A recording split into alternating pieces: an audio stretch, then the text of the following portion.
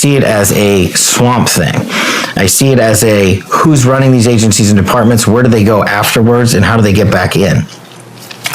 And all of these people have connections, direct lines of employments from the private sector to Washington and back to the same firms, the same lobbyists, the same defense and contractor or big agency.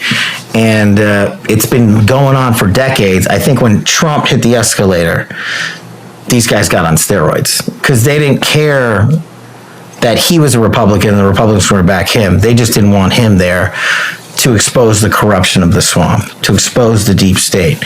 And you saw more Republicans in Trump's administration. For example, his Deputy Attorney General, Rod Rosenstein, agreed to wear a wire because then Deputy Director of the FBI, Andy McCabe, supposedly another Republican, went to the number 2 cop in the country and said, I need you to wear a wire so we can get information to use the 25th Amendment against President Trump. It's kind of ironic now that we've seen Joe Biden and what the 25th is supposed to be used for, and what these guys wanted to do to exact a political vendetta. Remember, Trump exposed, we exposed during Russiagate, Andy McCabe's criminal activity while running the FBI. We exposed Rod Rosenstein's criminal activity while signing an illegal FISA, burying evidence of innocence, and lying to a federal court just to surveil a sitting president of the United States. We caught him. And they will stop at no length to get him. It is an apolitical entity that operates in government to service itself instead of the American people. And what I mean by that is its leadership positions across government, whether it's DOJ, FBI, DOD, CIA, whatever, combined with underlying positions that are pretty senior up, who work with mainstream media entities to perpetuate frauds on the American people, to commit government corruption, and to stay in power, and to lie to the American people, and to rob them of the truth. That is the singular purpose of the deep state, because they think once the truth gets out, their corruption is going to be exposed. They might get prosecuted for breaking the law. And once that happens, you have an explosion in DC. I don't think that there's one specific organizer. I think there is a group of organizations that have participated in it for a while. The World Economic Forum is a piece of it. Certain politicians are a piece of it. Certain people who become AGs, directors of the FBI, directors of the CIA, etc., are a piece of it. And of course, the mainstream media is a big component of it. All of those entities partner up together to take over Washington, D.C. And instead of doing the job for the American people, they come out and instead come up with government boondoggles that pay themselves billions and billions of dollars, or their friends billions and billions of dollars, which is our dollars. And they want to make sure that that keeps going over and over and over again. I'll give you a perfect example. Who cares if you've ever followed Russiagate or any of this other stuff about the deep state? Chris Wray, the director of the FBI, and Rod Rosenstein, the Deputy Attorney General then of the DOJ, were tasked with helping us at Congress, where I ran the Russiagate investigation, to expose Russiagate. We went to them and said, look, you guys didn't do this. Help us expose it. And they both doubled down. You know what they did? They launched an investigation against me, the senior congressional investigator for Russiagate on the House Intelligence Committee, and 6 other staffers. They used grand jury subpoenas to get my personal information, my banking information, my emails, my cell phone information, and everything else. I didn't find out till 5 years later when Google called me and said, hey, our 5-year notification has lapsed. We can now tell you the DOJ surveilled you. So as a former national security prosecutor, I know you don't just go to Google. You go to every provider. You go to all the telecoms. You go to the bank. You go to everybody. If you're going to run an investigation, that's what you do. But these two guys who were running the FBI and DOJ sat in a room with the chairman of the House Intelligence Committee and lied to our faces. They threatened to investigate us, which was bad enough, right? They actually did it. And then these two guys would get exposed, for Rod Rosenstein specifically, for signing a FISA that was totally bogus. And we've caught Chris Wray lying time and time again as the director of the FBI. put these guys over here for a second. Gina Haspel, who was the director of the CIA, was London station chief in England when Russiagate kicked off. Under the rule of law in America, if you want the Federal Bureau of Investigation to launch an investigation overseas, you have to get permission from the head intel rep. In England, it's the the station chief. So she allowed Russiagate to occur on British soil, where there was a barroom operation to try to record some nub into spilling the beans on Donald Trump. And they would use that to launch the whole Russiagate offensive. Gina Haspel would later become Trump's CIA director. And then when these guys got out of the administration, do you know where Gina Haspel and Rod Rosenstein work today? At Christopher Wray's old law firm as senior named partners, making 7 and 8 figures. I think the first Trump administration was the beachhead, right? People were just like, you guys are full of it. And we continued to put out the truth. And years later, people are catching up to a lot of that truth, saying, wait a second, you guys weren't lying back then. People being the American public. That's the weapon we need. And you guys weren't lying about impeachment. They literally made up a piece of a phone call to launch a presidential impeachment and then put me in the middle of it by making up a meeting that never occurred. But it sounded dirty at the time. And then when we finally released the transcript, everybody was like, oh yeah, there was no quid pro quo. Nothing illegal happened here. But the narrative had been out there. Now you have President Trump as a president who was impeached for the first time in however many years. And so they get their narratives, right? They don't necessarily care about the conclusory portion of their mission. They use the mainstream media to say Trump's a Russian asset. He's been impeached. Kash Patel is under DOJ surveillance for whatever investigation when he was never done. I've had more mainstream media hits on me than I can count. But they want the title narrative to carry the day. Hunter Biden's laptop is Russian disinformation. They don't care about the actual truth.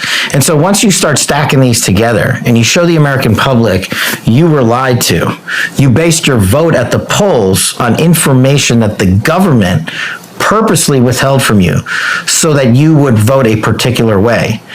Once you show enough Americans that, then I think you have the movement that you need behind the leadership that we have in Donald Trump, is my position, to take a wrecking ball to the deep state. You go to DC and you remove all these positions, right? And you start enacting measures, not of retribution, but of legal consequence. Y'all acted one way. For instance, the people that signed the 51 Intel letter, right? Permanently suspend their security clearances forever. Every one of those guys lied. Every one of those guys got caught lying. You're talking about 2 former CIA directors, a former NSA director, and a former Secretary of Defense. All intentionally, to this day, continue to lie and won't take back their letter. Okay, you can stop making money from your security clearance. There's a start.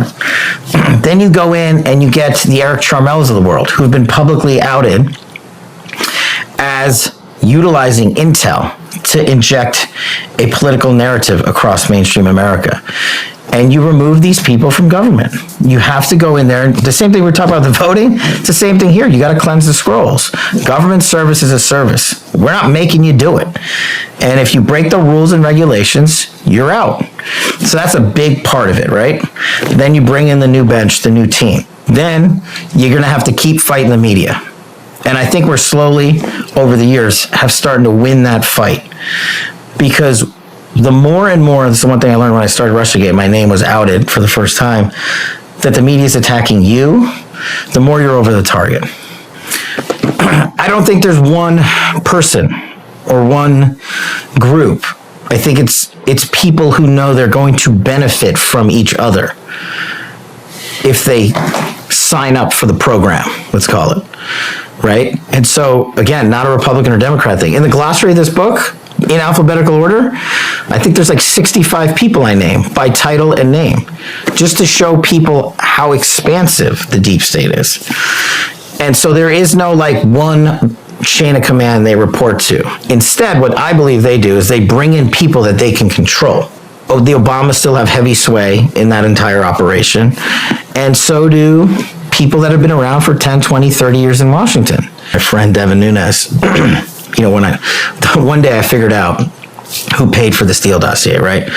I got the subpoenas, I got the bank records, I figured it out. And before we could tell the world, I figured out it was Hillary Clinton and the DNC. And I went to Devin and I told him that in the morning. He goes, dude, if you're going to start drinking at 9 a.m., get out of my office. Because it was, I mean, just think about that back then. That was an insane thing to conceive, that a political party would be responsible for financing Russiagate, let alone having the deep state in government execute it. And so once I figured that out, I thought, okay, we're good. Investigation over. Everybody can move on. And Devin goes, dude, now we got to spend the next 4 years telling the American public this happened and fighting the media, because they're going to come up with narratives to attack you, me, the investigation, Trump, and anything else. And he was right. And I go, okay, so how do we convince the other 45% of Americans? He goes, no, you're missing it. You need to convince the other 7%. You convince the other 7%, you win every election there ever will be. And it was what he was talking about. I don't have the political experience he had. He was talking about sheer politics, numbers, how you win elections, and the numbers you need. Because you're never going to get that opposing 40%. It's never going to come over to your way. 100%. Look, it's the modern day blood diamond, lithium and cobalt. Call it what it is. If you could celebrate it over here as some sort of green energy, amazing economic, environmental, home run. But like you said, how are you get it out of Afghanistan? You think these camps and mines these people run are above board? The people in there working them are getting paid good wages? What about the folks in CAR in Central African Republic and Congo doing the same thing? How's their life? It's the modern day blood diamond. And the ironic thing of it all is, if you ran a Ford pickup truck for 20 years, it does less damage to the environment than the creation and removal at the end of a car cycle's life of an electric battery. That's the reality of the economics on an environmental scale. But like you said, we're the fools. We're buying it from the CCP. We're buying it from these places in Central Africa. We're buying it from people who have all ties to Al Qaeda and whatever version of, offshoot they have. And while the CCP is making a ton of money, we're getting weaker. We're just getting bamboozled by our adversary, who's making money off this entire process, and the people around them that are participating are growing in strength. And I think the best example, to pull it out of the lithium space a little bit, but bring it back on what I should have said in the top of the cycle, is Iran is, in my opinion, the biggest kinetic threat. And they're doing the same thing, except they're not mining for lithium. We're just giving them money. What do I mean by that? Joe Biden literally unfroze $7 billion that we had seized from the Iranian government like 25 years ago and gave it back to them, to the mullahs in Iran. He literally turned the key and said, okay, you guys can have this money back. We're going to trust you, Iran, not to create a nuclear weapon, not to fund the IRGC, not to kill Americans, not to launch another war in Israel via Hamas, Hezbollah. And you guys just report to us how the nuke stuff is going, because remember, these are the guys that want it back in the JCPOA, Obama's nuclear deal. How's that looking today? The Secretary of State for Joe Biden just said he can't tell you how close Iran is to a nuclear weapon, but he thinks they're pretty close. You let them do that. You know where they're buying their weaponry and stuff from? China, Russia, Venezuela, oil. And now they're exporting their crude overseas, and people are buying that. Now they have access to the international banking system, which we froze off. I mean, Trump's sanctions program on Iran, just for example, was dominating. It was suffocating. And there was a reason for that, because they would not play ball on terms of shutting down their nuclear program. And now they have nuclear fissile material enough to sustain a bomb.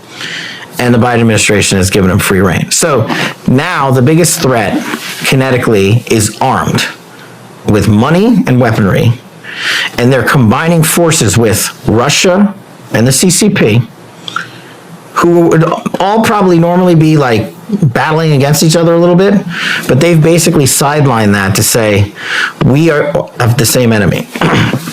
the USA.